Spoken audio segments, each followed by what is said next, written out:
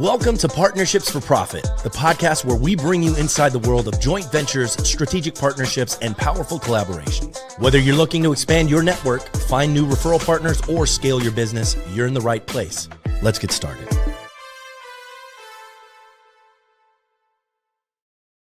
Welcome to Partnerships for Profit. Today we are joined by Logan Quirk, who is a personal injury attorney and the owner of Quirk Accident and Injury Attorneys APC. Logan, welcome to the show. Adrian, thank you for having me today. Can you start off? Can you tell our listeners a little bit about yourself and a little bit about Quirk Accident and Injury Attorney APC? Sure. So I went to school in Santa Barbara, as we were talking off camera, here on the beautiful coast of Santa Barbara. Getting my cities mixed up. I did law school up in Santa Clara, which is in kind of the Bay Area, South Bay. Migrated back down, worked with my brother and his wife for a couple years, and then went to San Diego. That's where I got ahead of myself and started my company. Relocated to Los Angeles in 2014, and now I have a few offices scattered throughout California, and I'm licensed in Nevada and Montana. And when clients come to Quirk Accident and Injury Attorneys, what are some of the pain points and problems that they're experiencing that you're helping them resolve and guiding them through? Yeah, so people come to me after an accident or anytime there's third-party negligence. A lot of times they're frustrated because the insurance company is not calling them. They don't have access to medical care, or they don't know what to do because there is no playbook anyone in life teaches you until you've been in an accident how to deal with it. So that's where I step in. We help interface with the insurance companies, provide quality access to medical doctors that will help the person get back on their feet. And then we go to bat for them and get compensation for their injuries. And I mean, can you kind of outline for our listeners what sort of injuries, are some common ones that you're seeing? What are some of the common types of injury cases you're dealing with?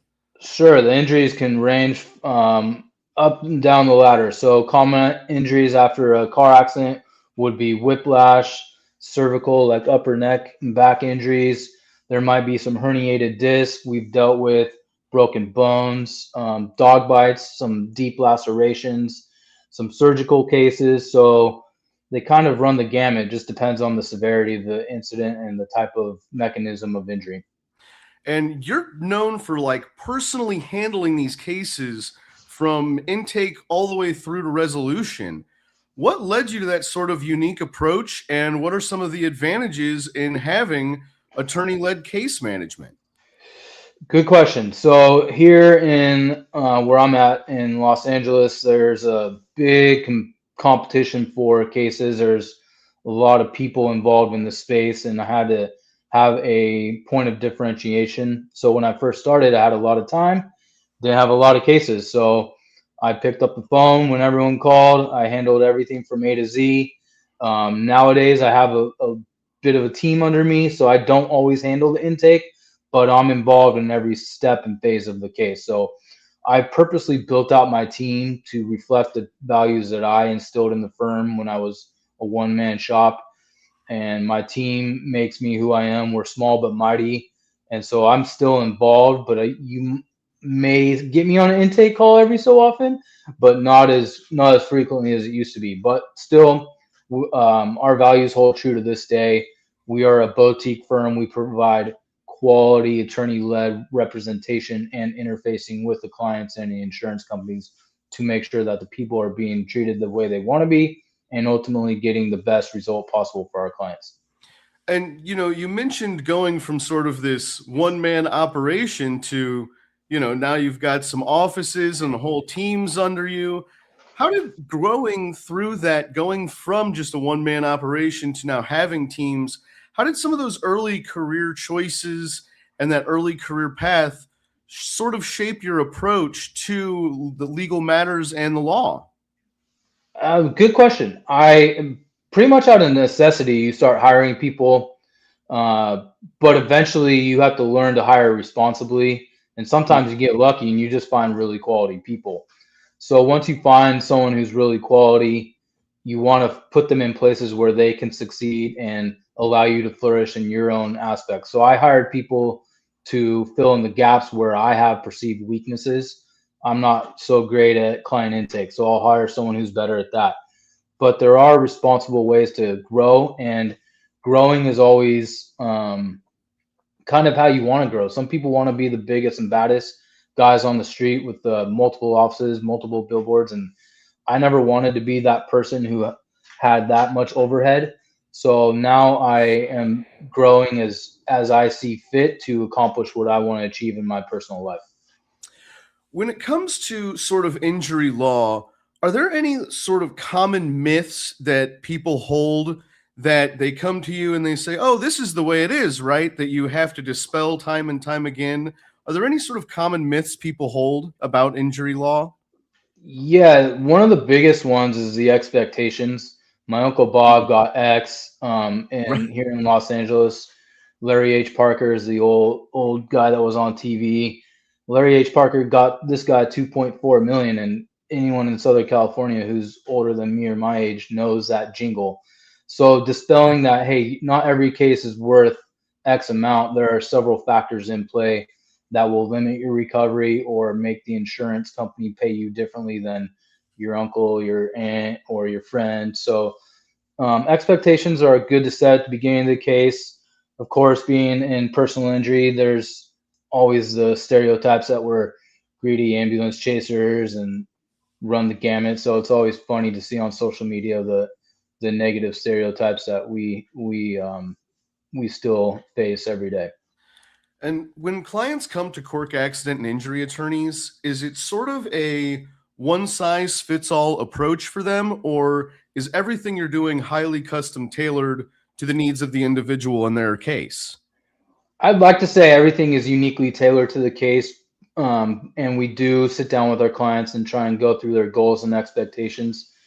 But there is a level, I would say it's in between. There's not a cookie cutter approach for every case, but ultimately we're employing a similar strategy and tailoring it if a client has a different set of expectations. So we take each case and have a framework with which to work. And then if something needs tweaked or a client wants to focus on a fast settlement or wants to get this type of treatment, we will tailor the approach to that client's needs and wants. Mm. What do injured people sort of maybe is there something that they do wrong that you see time and time again, a mistake that people are making before they get legal help? And how does that mistake sort of hurt the outcome of their case sometimes? It's a very good question. It's almost like I fed it to you before we got on an interview, but I didn't. One mistake that I see most commonly made by people is being too trusting of the insurance company, Mm, especially their own. So these adjusters have specialized training to try and be your friend and think of all the catchy marketing gimmicks that are on TV, like a good neighbor, you're in good hands. Um, you know, Flow from Progressive, they are trained to elicit information from you to use against you when it comes time to pay. So a lot of times people will give a statement or they'll sign something they don't have to sign. So it's always better to not try and be so a good person and do the right thing with these companies because they're not going to do the right thing when it comes time to pay. So don't trust the insurance company all the time. It's always better to talk to legal counsel before giving a statement, signing documents, or accepting a lowball settlement offer. is there anything that people just a simple switch that people could do to really better protect themselves from the tactics of the insurance companies? Anything else other than, immediately reaching out to legal representation? Yes, go against your impulse to instinctively provide information. There's a wealth of resources available now on the internet, and AI will tell you how to respond to these companies. And ultimately, the best thing to do is talk to an attorney, get a free consultation. Everyone in my space provides free consultations that I know. So talk to an attorney, vet the attorneys, and find a good fit if you choose to hire an attorney. But at the end of the day, it's always better to hire someone to represent you because if I have a leaky faucet, I could probably go on Google and figure out, excuse me, how to fix it, but I don't really have plumbing in my bag of tricks. So I'm probably going to exacerbate the problem and end up having to hire a plumber. And a lot of times people will try and get into things themselves, and then we are left to unravel that ball of string. Hmm. What are some of the ways in which insurers are evaluating risk and settlement timing and leverage? What are some of the factors that play there?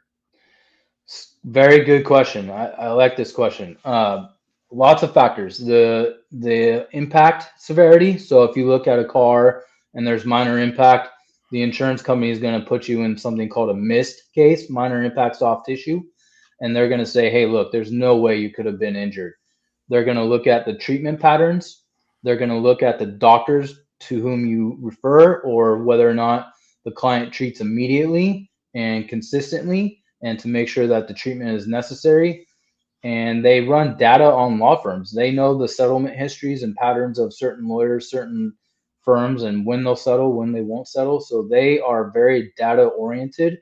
And now they have tons of programs. The old one was Colossus that was developed. They put all these factors in and it spits out estimated case value, kind of what AI is doing for a lot of things now. They were doing it before AI. So there are a lot of data entry points that the insurance company will look at to evaluate the case, and then they'll spit out an offer that sometimes is incomprehensible to a lot of people. Well, you mentioned AI, and I'd like to just, touch on that briefly because it's such a, hot topic buzzword of the day right now. It seems like there's all this discussion around AI. What are some of the other ways that AI is impacting the legal field? And are there any ways that you down the road foresee it impacting the legal field? There's good and bad. The bad being a lot of attorneys are relying on AI to do legal research, and we've seen a lot of hallucinations in the legal field, and briefs being filed, motions being filed with the court that spit out incorrect case law, Oh, and they're wow. getting sanctioned by judges. So that's the bad part of AI, relying exclusively to do your legal research. It's kind of in the garbage in, garbage out analogy. If you're putting garbage in, you're going to get garbage out. And, some person out there is citing some fake case and it gets uploaded into the AI, combing the internet, and then gets put into a brief and it's not fact checked by those attorneys, they're SOL. The Mm, good part of AI for attorneys on my side is there's a lot of AI driven companies that help make our jobs easier. For example, like medical records. There are a mm, lot of companies dedicated to uploading medical records on a closed circuit, so HIPAA's protected, and it will comb through the medical records. It will give you a chronology and it will tell you, hey, look, there may be an inconsistent treatment pattern. But again, you have to make sure that you are fact checking and double checking the work of the AI. So AI is making our jobs easier. What would have been a couple weeks for someone to go through thousands of pages of medical records, AI can do in a matter of minutes. So there's definitely good and bad. And the way it's going to impact the future of law, it's already impacting the future of law. mm. Everyone's using AI, and if you're not, then you're going to get left behind. So, learning to leverage AI into your business in a responsible fashion, but also make sure that you're double checking the AI's work is going to help you be a better practitioner. And it's interesting, we've sort of talked about, sort of the emerging role of technology in the space. Do you think when it comes to legal representation that there will come a time when the human element of it is ever replaced, or do you think that it's always going to need that sort of human element to that representation? And if so, why? I do believe a lot of jobs will be replaced by AI right now. Like the medical records component, case managers are being replaced by Mm, AI, but it's still nice to have that human oversight into that. So it's making the job easier. right. Will will paralegals, attorneys, and case managers be replaced? I think at some level there will be some functionality of AI replacing all of us. I don't know the time frame because I don't have a crystal ball, but it's probably sooner rather than later. But the human element, I'm all self-interestedly, of course, I'm going to say you're always going to need an attorney, but until AI can put human eyeballs on something, you're always going to have to fact check what is being put out, and Right. having that unique experience of having someone, being able to recognize human emotions and being empathetic and being able to talk to a judge who doesn't want to hear an AI robot or someone who's just relied exclusively on AI. Leverage your connections, your relationships. That's something that I don't think AI can replace, but it's definitely going to replace a lot of the daily work we do. And I think a lot of people will be relying on AI to essentially be their own lawyer and try and go at it themselves. And um, you know, I think that's a valid fear and concern for a lot of people to have. Right. Well, and you briefly touched on that sort of role of empathy in all of this, and I'd like to kind of dive down that little path further because I mean, in the kind of work you do, you're working with injured individuals, you're working with a lot of people who have been through really traumatic experiences, traumatic times. I mean, maybe some things are, life altering, things they can never get back. So your emotions are obviously high. What is the role of compassion and empathy, and how important is that in your day-to-day work? It's very important. And if you have a high volume, sometimes you have to take a step back and just listen, Mm, because people come to us at their worst times. It's not that they're mad at you, they're just in pain. right, They are frustrated, and it's not anything you should take personally. And our job is to sit back, listen, be empathetic, and do you want to solve the problem or do you want us to listen? And then after we hear what's affecting you, how can we take steps to correct this and get compensation for this? So as we're counselors by our trade, but a lot of our job is just taking a step back and listening and letting the human side come out and understanding what the client's going through. I think sometimes we go into a routine where it's automatic, and getting out of that automated mode of just going and fixing something and offering a solution without listening is sometimes a default position we will employ, especially after doing it for so long. You don't want to lose that ability to sit back and reflexively respond and be empathetic towards the person who's coming to you in their time of need. absolutely. And I'm curious. It seems to me like it would be difficult, and maybe you can speak to this a little bit, but is it difficult to sort of compartmentalize and say, I've just heard these terrible stories about what's going on with these people. Is it hard to compartmentalize and say, I'm leaving work in this part of my brain and not bring it home with you at the end of the day and have it eat away at your mind? And I mean, is it difficult to sort of divide work and life in that aspect? I wish I could tell you it was easy. In my mind, maybe I switch off or I'm not switching off, but I think that would be a better question for my spouse. No, so without being sarcastic about it, there are times when you don't turn it off and you take your work home, and it is really incumbent on you to try and not let it impede or impact your relationships with your kids, your wife, your friends, your family. But there are times when you do need an outlet yourself, and that's where other lawyers who understand what you're going through you can kind of decompress and Right. talk to them.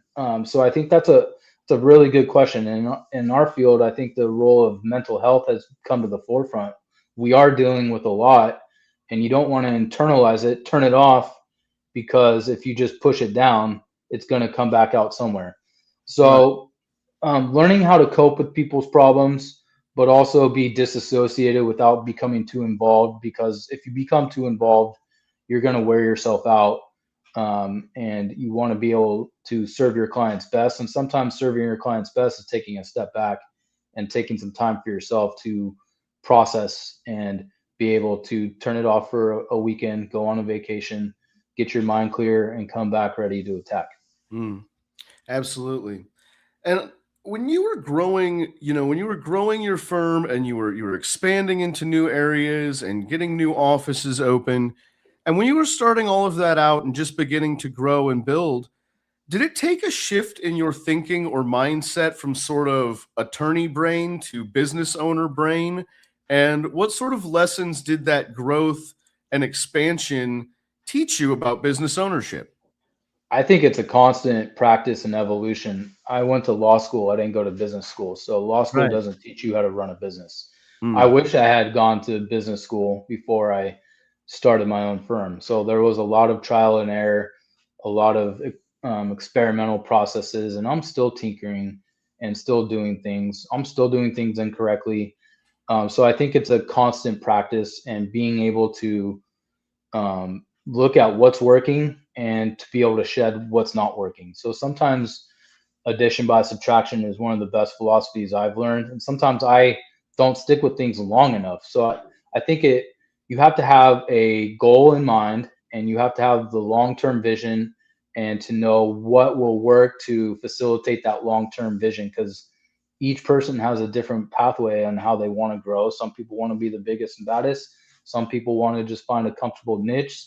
So it's all about doing an internal introspection on how do you, as a business owner, where do you see yourself in 5, 10 years, and sitting down and doing a quarterly business plan or a yearly business plan and always fine tuning and auditing that. Is there something you know now that you wish you would have known when you were first getting started? Oh man, that list is long. I know that's a loaded question, right? Yeah. I think I wish I would have been more humble. Mm, I say that because when I started out, I thought especially running my own business, when I got a little bit of success, I said, "Oh man, I got this. I know it." And you couldn't, people would say, "Maybe you should try this." Nah, it's not, this is working for me. And now that I'm in my 40s, I'm more open to people not lecturing me, but more open to ideas on how to grow responsibly. So I think letting the ego go. And for me, I wish I had been more receptive to other people's input or been more receptive to reaching out and asking people for help. yeah. When you think back on all the people that you were able to help and all the people you've been able to help through Quirk accident and injury attorneys, is there a story that really stands out in your mind of an individual, a client, a business that you really saw a positive outcome and transformation in as a result of your help and guidance? And if so, could you share that with us? Sure, there's a few that come to mind. I'm not going to name names because I don't have their permission Sure. offhand. But one case, for example, a person got injured on a motorcycle, really catastrophic injuries, and the money we got him was able to help him get started in a different area of life, give him a little bit of cushion, and to grow into something he wanted to do. On another note, I represented a gentleman early on who was shot at an apartment complex, and to this day, he calls me and we pick up like we've never left off. And that type of relationship that I've developed with some of the clients still gives me the tingles thinking about this individual. And he'll refer me his friends and family, but every time, "Hey man, how you doing? Hey Logan, we're just thinking about you, and we still want to thank you." And you get those, 10 years removed, you still get that phone call from one of the referrals. "Dave says hi," and I just gave out the name, but um, he wouldn't mind. So it's helping the people that truly deserve to be helped and watching how the money can set them on a different path. But it's not just about money, it's the emotional support and knowing that someone's in your back pocket in case you need this person or you need to refer a friend and family in the future. So that comfort level of knowing that I will help out anytime that person calls me, even if it's not an injury case, if it's a referral for some other area of law, being able to serve as a resource for people is also very, very rewarding for me. And I mean, everything that you're doing, especially with everything you just said, and it sounds like everything that you're doing, with Quirk accident and injury attorneys, everything you're doing is coming from this sort of place of helping people. And I'm curious, is that drive to help others, is that something that's just innate to your character, or is that something you've cultivated along the way? How did you come by that aspect of your personality? Good question. I don't know if it's innate to me. I started working with my brother, who's very big on helping others, and I think I'm not as a big of a personality as he is, but I think it was ingrained in our family. Always help out where you can, even if it's unknown, anonymous. Just make the world a better place or do little things that can help out with others. So it also goes into my education. I was fortunate enough to go to a Jesuit school where the Jesuits have this philosophy of helping others who can't be helped. So that not only was it ingrained by my parents, and I have very good parents and come from a very, very good system of growing up, being around people that put others first. So I think it is in me, but I've also cultivated it through the exposure to people I have in my life. Mm. And I'm curious if there was a piece of advice. You're someone that, you hung your shingle and you went out there and you went from a one-man operation to now you've got offices and teams. If there's an attorney out there just getting started, just getting his business and practice up off the ground, what advice would you have for them? Do it. You have to plan, right? But if you're always saying, oh, next year, just dive in. Make sure you do plan and prepare, and don't be afraid to fail, because failure is going to happen. So if you are planning on doing it, make sure you lay the groundwork to do it, but don't be afraid to dive into the deep end, because there's no one way to do anything, and always be authentic to yourself. So don't try and be the person down the street. Don't try to be the guy on the billboard. Be yourself, and your authenticity will attract the people you want to attract, and success will follow. I know that's very cliche, but it's true. Are there any mistakes that you made along the way that our listeners could learn from so that they don't have to make them themselves? Yes. Be open to input.